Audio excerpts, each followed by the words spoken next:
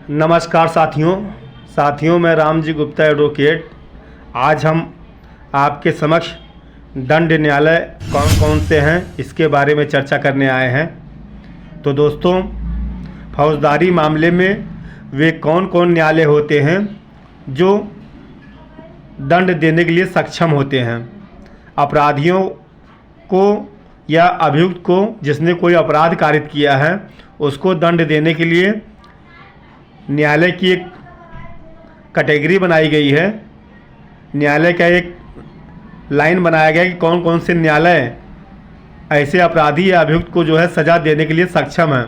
तो साथियों, आइए बिना देरी किए हुए हम ये जानते हैं कि वे कौन कौन से न्यायालय हैं जो अपराधियों को दंड देने के लिए सक्षम होते हैं। तो साथियों, इससे पहले हम ये जान लेते हैं कि दंड क्या है, दंड की परिभाषा कहाँ दी गई है। तो दोस्तों, अभी हाल ही में जो नया कानून पास हुआ है भारतीय न्याय संहिता 2023, भारतीय न्याय संहिता 2023 की धारा 4 के अनुसार अपराधी इस संहिता के उपबंधों के अधीन जिन दंडों से दायी है वे है नंबर 1 मृत्युदंड, नंबर 2 आजीवन कारावास, नंबर 3 कारावास जो 2 प्रकार का होता है, एक कठिन कारावास एक सादा कारावास, नंबर 4 संपत्ति की जब्ती फॉरफेचर ऑफ प्रॉपर्टी, नंबर 5 जुर्माना अर्थात फाइन और नंबर 6 सामुदायिक सेवा अर्थात कम्युनिटी सर्विस। तो साथियों, ये थी दंड की परिभाषा जो भारतीय न्याय संहिता 2023 में परिभाषित है। अर्थात अपराधियों को निम्न 6 प्रकार की सज़ा दी जा सकती है जो हमने अभी आपको उक्त रूप से बताया है। अर्थात मृत्युदंड, आजीवन कारावास, कारावास जो 2 प्रकार का होगा, कठिन कारावास, सादा कारावास, नंबर 4 संपत्ति की जब्ती, नंबर 5 फाइन, नंबर 6 सामुदायिक जुर्माना। अब साथियों, आइए बिना देरी किए हुए हम ये जान लेते हैं कि दंड न्यायालय कितने प्रकार के होते हैं। नंबर 1, तो साथियों दंड न्यायालय निम्न प्रकार के होते हैं। नंबर 1 उच्च न्यायालय, नंबर 2 सेशन न्यायालय, नंबर 3 प्रथम वर्ग मजिस्ट्रेट का न्यायालय, नंबर 4 द्वितीय वर्ग मजिस्ट्रेट का न्यायालय, नंबर 5 महानगर मजिस्ट्रेट का न्यायालय, नंबर 6 कार्यपालक मजिस्ट्रेट का न्यायालय, नंबर 7 इस संहिता से भिन्न विधियों के अधीन गठित न्यायालय अर्थात दंड प्रक्रिया संहिता अर्थात भारतीय नागरिक सुरक्षा कानून जो नया कानून पास हुआ है उसके अंतर्गत 7 प्रकार के दंड न्यायालय की व्यवस्था की गई है। अब साथियों, आइए हम लगे हाथ ये भी चर्चा कर लेते हैं कि न्यायिक मजिस्ट्रेट का न्यायालय कौन कौन से होते हैं, अर्थात न्यायिक मजिस्ट्रेट के कितने प्रकार के न्यायालय होते हैं।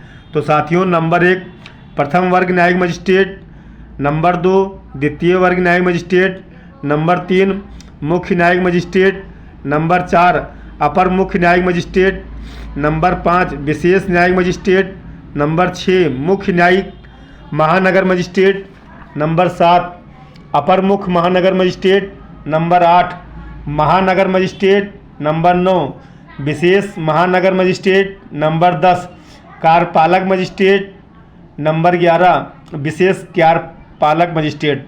तो साथियों, ये थी न्यायिक मजिस्ट्रेट के प्रकार अर्थात न्यायिक मजिस्ट्रेट का न्यायालय के प्रकार। अब साथियों, आइए हम ये भी जान लेते हैं कि न्यायालयों की क्या क्या शक्तियाँ होती हैं। साथियों, जैसा कि आप जानते हैं कि कानून अभी बदल गया है और नया कानून लागू हो गया है। तो साथियों, आइए हम यह भी जान लें कि न्यायालयों की क्या शक्तियां होती हैं। तो नंबर 1 न्यायालयों की निम्न शक्तियां होती हैं। नंबर 1 उच्च न्यायालय विधि द्वारा प्राधिकृत कोई भी दंड दे सकता है। नंबर 2 सेशन न्यायालय एवं अपर सेशन न्यायालय विधि द्वारा प्राधिकृत कोई भी दंड दे सकता है, लेकिन मृत्यु दंडादेश के लिए उच्च न्यायालय द्वारा पुष्टि किया जाना आवश्यक होता है। नंबर 3 सहायक सेशन न्यायालय द्वारा 10 वर्ष का दंडादेश दिया जा सकेगा। नंबर 4 मुख्य न्यायिक मजिस्ट्रेट द्वारा 7 वर्ष का दंडादेश दिया जा सकेगा। नंबर 5 प्रथम वर्ग न्यायिक मजिस्ट्रेट के द्वारा 3 वर्ष का दंडादेश या 10,000 रुपये का जुर्माना या दोनों दिया जा सकेगा। नंबर 6 द्वितीय वर्ग न्यायिक मजिस्ट्रेट के द्वारा 1 वर्ष का दंडादेश या 5,000 रुपये का जुर्माना दिया जा सकेगा। तो साथियों ये थी न्यायालयों की शक्तियाँ जो अभी लेटेस्ट कानून जो 1 जुलाई 2024 से लागू है, अर्थात भारतीय नागरिक सुरक्षा कानून 2023, जिसमें यह व्यवस्था दी गई है कि न्यायालयों की क्या क्या शक्तियाँ होंगी। तो साथियों न्यायालयों की जो शक्तियाँ होगी उसको हमने आपको जितनी जानकारी थी उतनी बता दिया है, जो कानून में व्यवस्था की गई है उसको हमने बता दिया है। तो साथियों यह थी छोटी सी जानकारी।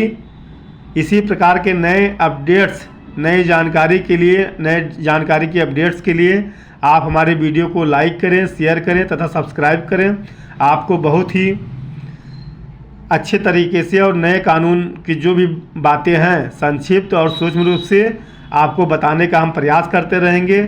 तो साथियों जय हिंद, जय भारत, धन्यवाद।